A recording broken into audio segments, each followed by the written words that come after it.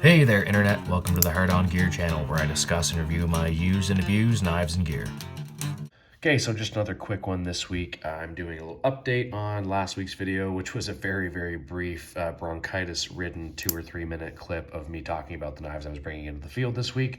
So most of my course has gotten sick with some kind of form of either some kind of cough, bronchitis, flu, a couple guys with pneumonia. Like, it's been a rough go.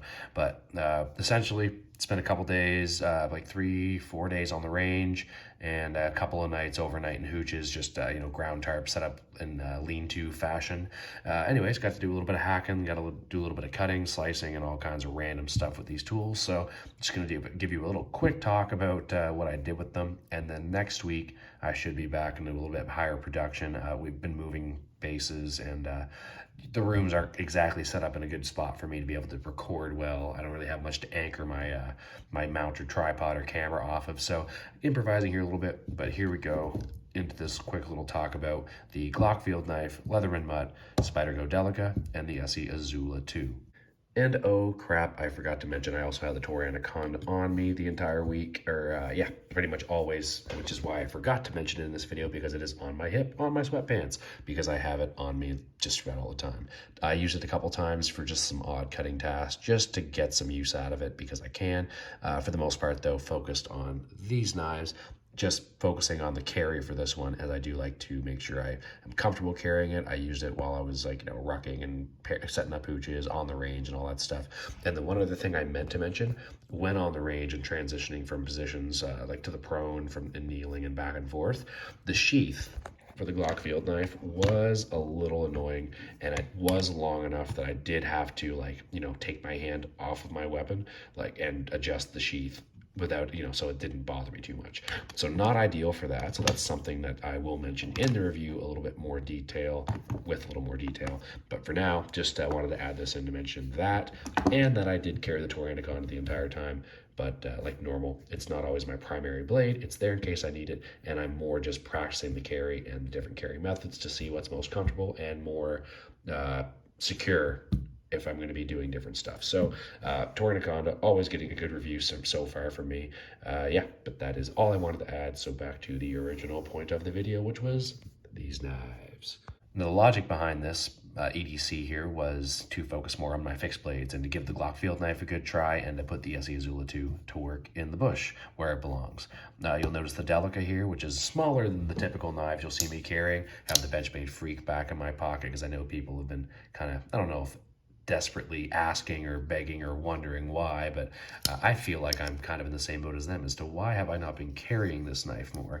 And it's a little bit thick and chunky in the pocket. That's the main reason. Otherwise, pretty much one of the best folding knives I've ever handled, and absolutely one of the favorites of my collection. Back in my pocket here quite a bit in my civilian clothes. But yeah, for work, for the most part, I've been carrying, which you're going to see in this bag here, the Pacific Salt 2, which I have lost the pivot screw for, which is awesome. It's maybe kicking around my kit somewheres. If not, I'll see about checking out Spyderco's warranty and all that stuff, and see if I can make use of that, because that is not the way it should be right now. And funny enough, Spyderco, I had a video a few weeks ago about Spyderco and the pros of Spyderco. Did a poll a few weeks ago asking people what they thought about Spyderco. And there's a lot of love and hate in Spyderco, more so than even Benchmade in a lot of ways, I found. So what's going to please those haters is that I've also now apparently just noticed, as I've got ready to film this video, that I'm missing the pivot on the back of the screw here. So the actual, I think the pivot post for my paramilitary 2. Now, I've never adjusted the pivot on this or the Pacific Salt 2. I've let them break in naturally. They should have been blue Loctited from the factory, I do believe. Now, this is a little disturbing, because I really haven't beat these knives too much, up too much. The paramilitary 2 has been in my pocket for a lot of runs and squatting and stuff, but it really doesn't get banged up all that much. This is one of the folding knives, and one of the knives in general, that I've been taking better care of, because it is a little more dainty, a little more delicate, thin behind the edge. So I'm aware that I'm not able to abuse it like I do some of my other knives. So just a quick little Spyderco update for you Spyderco haters out there, and Spyderco lovers. Just unbiased opinion right now is a little disappointed in the Spyderco screws not holding up and not staying in the knife. So we'll deal with that in another video, and then we'll deal with the Spyderco warranty and all that stuff, see how that goes once I get a little bit of time to deal with that. So the Delica, has all of its screws intact. Got this from a trade from East Coast Kid Tack there a few months back, and I guess, geez, 3/4 of a year ago, and we'll just wait until whatever loud machinery is making that noise. Sounds like a intermediate size helicopter, perhaps a Bell A-Star, B3, B4. Yeah, sorry, old wildfire habits coming back. Nerding out over helicopters, gonna pause. Okay, didn't get a good look at it, but yeah, my wildfire senses were tingling, and I'll talk about that a little bit more in an upcoming video, because I do have some a big channel update and some big life updates and all kinds of craziness. Yeah, keep looking out for that in the next few weeks, as I will have some kind of a update, channel update. Might even do the first hog vlog, as I'm planning on calling them, which might be a little bit more personal information on myself, if you want a little more of a scoop of what's going on in my life, and why this channel is the way it is and why I am the way I am. Back to the knives. The Glock field knife was the primary carry of this EDC, and in that, I mean, I went out of my way to try and use this knife more than the others, although the Delica got a surprising amount of use, because the logic of me carrying the Delica this time was to have a very small folder to slice if I needed to, because my logic typically is to carry a slicey dicey folder and then have some beefier fixed blades to be able to do some more rugged work that I wouldn't want to do with knives like the paramilitary 2. Maybe even the Freak, although the M4 steel could certainly handle it. But definitely try and keep these things razor sharp and try not to beat them up too much when I've got things like the Izula 2 or the Topsmill Spy Lead or something else on me. Now, one flaw in that logic is that maybe I don't need a huge folding knife when I've got all these big fixed blades, and if I'm only using it for small slicing tasks, perhaps I could get away with a smaller folder. The issue is, I don't like the way a lot of small folders feel in my hand. Now, keeping in mind that the Cold Steel Recon 1 was in my hands for a long time, so that was the benchmark and the kind of standard feel of what a folding knife is in my hands, which is a bit distorted from the normal real world out there, because that's a huge freaking folding knife. However, it has skewed my I guess my preference towards larger knives, and things like the Wrap Model 2 just a little bit too small. And this is my dad's favorite knife that I picked him up there a couple years ago. He's been using this a lot, very much enjoys it. Might have even lost the original and got a replacement because he enjoys it so much, and it's just too small for my hands. It's good for most people, just I don't find it's quite enough. But what the Delica is doing for me, why am I going for a back lock? I hate liner locks. What the Delica is doing for me is making me realize that maybe something like the Benchmade bug out, which people have been talking about, or referring to me to get for a long time. What am I saying? They've been suggesting, that's the word I'm looking for, suggesting that I try the bug out, even though it's smaller and lighter than my preference. But handling the Delica, and the Delica is kind of one of the standard for small EDC folding knives in the last 20 years. This is incredibly well built for even a large hand like myself to feel like you've got a lot of knife. The thumb ramp actually even choked back like this. I've still got a pretty good full grip without a lanyard on my pinky, so actually pretty impressive, and actually was very happy with the Delica. And the VG10 steel tended to hold up quite well. I didn't touch it up or anything.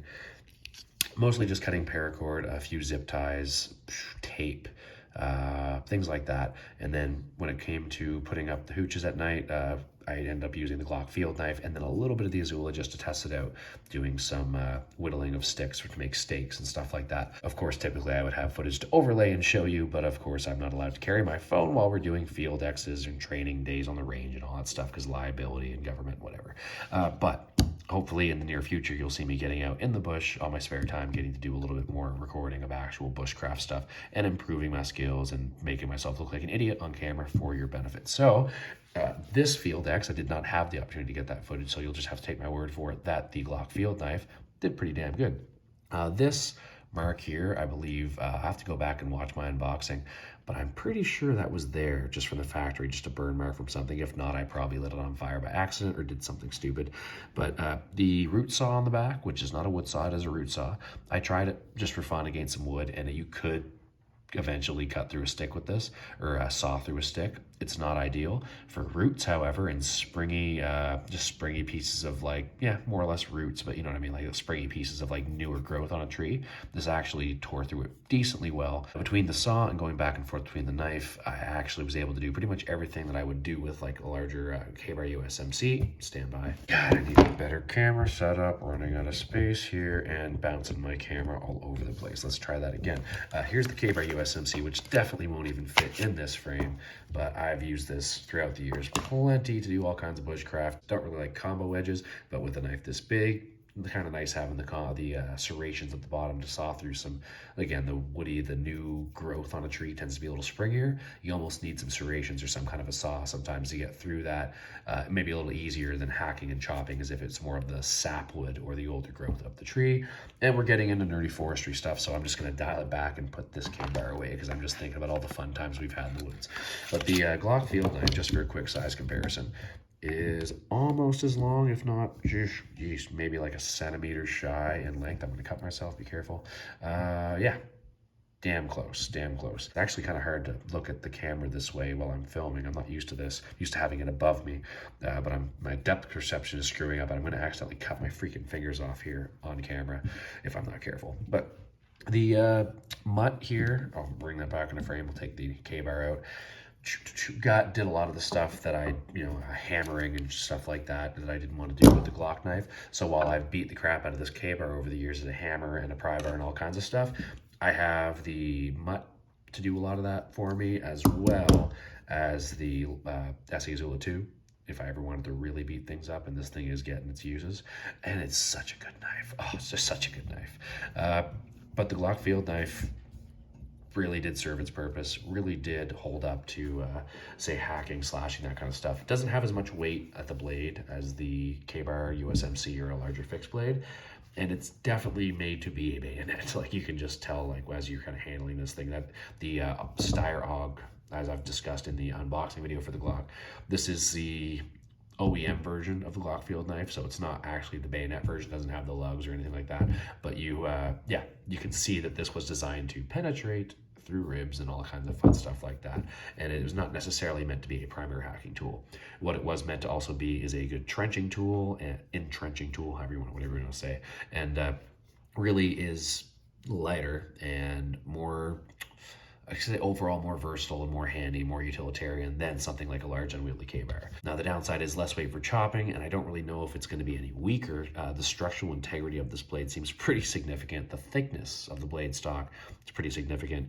Spring steel, probably very similar in capabilities. I'm not a metal expert, but from what I understand anyways, this type of spring steel they use is relatively in the same ballpark as 1095 high carbon. A little bit different properties, but right around the same realm of edge retention, toughness, sharpenability, and all that stuff. Maybe a little harder to sharpen. But yeah, so good combination overall. Is this a bit excessive for, especially when you're rocking around with a bunch of weight and everything, and ounces matter? Yeah, you maybe don't need 4 knives on you. Really, you'd probably just get away with not having the Izula, or just maybe stick with these ones. But wanted to give them all a try, and to be quite honest, I'm happy with this. I don't mind carrying a little bit extra weight in knives, as you might know and suspect. I guess the complementary pros and cons of the lightweight, super slicey Delica with these larger, more robust fixed blades, plus the versatility of the multi-tool, really did give me everything I needed in the field. There weren't any times I can think of where I was like in need of a different tool. The saw on the Leatherman did get a decent amount of use for cutting down some of the sticks and stuff that I needed to make steaks. So this was a fun little couple days in the field to test these out in an infantry military context, although mostly I was just setting up shelters with these and then messing around a little bit in my own free time. But yeah, feel free to check out the unboxing for the Glock field knife. I'm going to do a review here before too long, but I want to get a few more hours in the bush with this thing.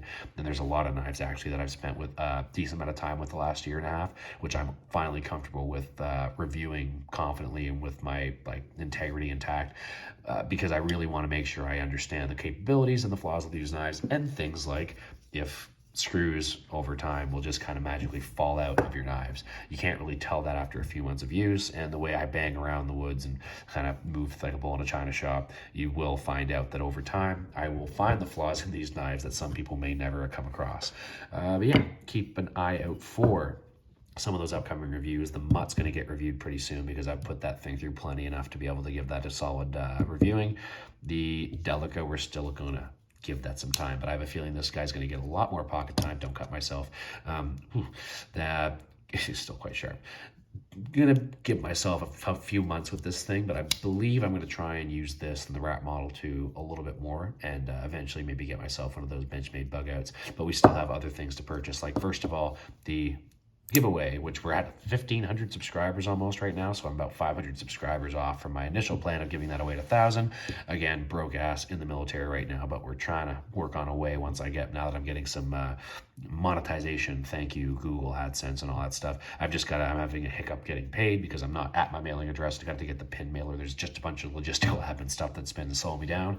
Once I get some of that money, maybe that money goes right into purchasing the giveaway knife and getting that giveaway off the deck as soon as possible. I should have some more free time in my near future to be able to work on all that stuff, so keep an eye out for that. Thank you for your patience and your support. You guys have really been beyond, again, patient and supportive, beyond what I ever would have thought. And yeah, I hope I can make it up to you in the near future for being late on some of those promises, and the quality of the content not being up to what I want the standard to be at this point right now. Should have some more permanent living situation figured out. I mean, in the sense that I won't be in crappy dorms here, hopefully in the next few weeks, or at least I'll have one where I can set my camera stuff up a little bit better. So yeah, keep an eye out for those updates and everything else that I've just told you to keep an eye out for 15 times, and I'll stop talking because that's the end of this video. Thank you for watching. Feel free to hit the like button, subscribe, all that crap. This is the Hard on Gear channel signing off.